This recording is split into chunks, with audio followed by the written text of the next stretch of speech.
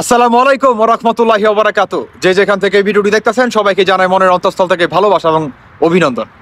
দর্শক বন্ধুরা, breaking news. Awami লীগের আপনার সাবেক প্রধানমন্ত্রী শেখ হাসিনাকে দেশে ফেরানোর সহযোগিতা করছে সোহেল তাজ। শুধু এটাই না, সোহেল তাজের সাথে বাংলাদেশের বিভিন্ন জায়গায় থেকে বড় বড় নেতাকর্মীরা যোগ দিচ্ছেন 16 ডিসেম্বরে। শুধু এটাই না, আপনার সার্জিস আটক হতে যাচ্ছে। দর্শক বন্ধুরা, আসুন আপনাদের একটি ভিডিও দেখাই, তারপরে বাকি কথা বলি। সক্রিয় হবেন সোহেল তাজ। বাংলাদেশের মানুষের গণতান্ত্রিক অধিকার আদায়ের লক্ষ্যে তাগিদ থেকেই আজকে এসেছি। বাংলাদেশের রাজনীতিতে আবার আওয়ামী লীগ আসবে। এই সমন্বয়ক শব্দটা এখন আমাদের কাছে খুবই বিষাক্ত এবং ডেয়ারিং লাগে, ভালো লাগে না এই সমন্বয়কের রাজনীতি। দেখেন, বাংলা একটা প্রবাদ আছে যে খোঁজা দুধে ফলাইন বাঁচে না। এই সমস্ত অন্তর্মাদের বর্তমানকালীন সরকার দিয়া দেশ মোটেও চলবো না। ওনার উচিত এখন ওই আপনার কোনো একটা উসিলা দিয়া দেশের হাল ছাইরা চলে যাওয়াটা। ওনার দ্বারা দেশ চালানো একেবারেই সম্ভব হইব না। উনি যদি ভদ্র আর জ্ঞানী লোক হন, উনি চলে যাওয়াটাই বেটার। দিন আগে টাইম মেনতে দিছিল, মনে আছে না?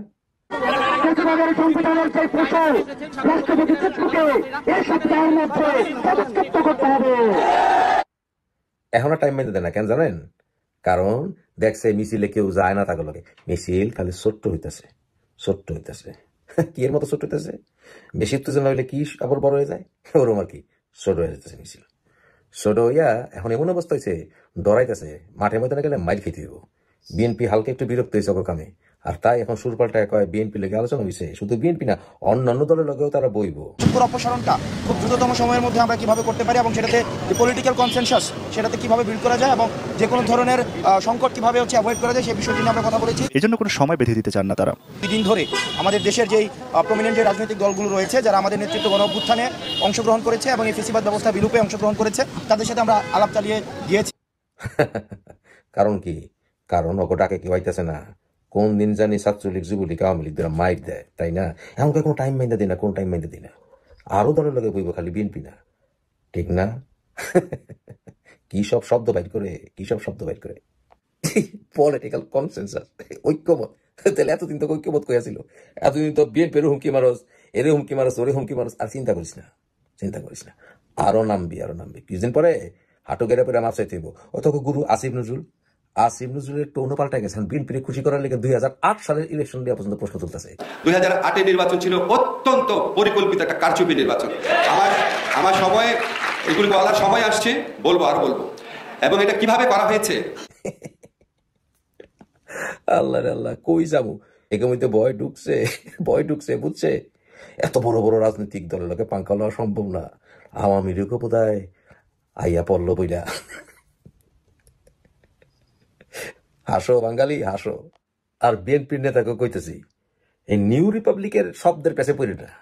নিউ রিপাবলিক কোয়া মানে হইতেছে বাংলাদেশের 1971 সালের স্বাধীনতাকে অস্বীকার করে নতুন পলিটিক্যাল ফিলোসফি নিয়ে আসা। যে পলিটিক্যাল ফিলোসফিতে এমন খিচুড়ি জিনিস আনবো যে 1971 সালে একটা গণ অভ্যুত্থান ছাড়া কিছুই ছিল না। এই ট্র্যাপে কিন্তু পড়েন না, এই নতুন রিপাবলিকের নামের ট্র্যাপে কিন্তু পড়েন না, ভুলেও না। কারণ এই মান্দ্রার পোড়ারা 2 দিন পরে খাটের নিচে পলাইব। অগো লগে এত পিতলা খাতিরের দরকার নাই। জাতীয় পার্টি রংপুরে অগরে মাইনা দিয়া আপাতত ভালো করছে, কারণ এরা মাইল খেবো। আর জাতীয় পার্টির ওই নেতাকর্মী গ্রুপে একটা মামলা দিব।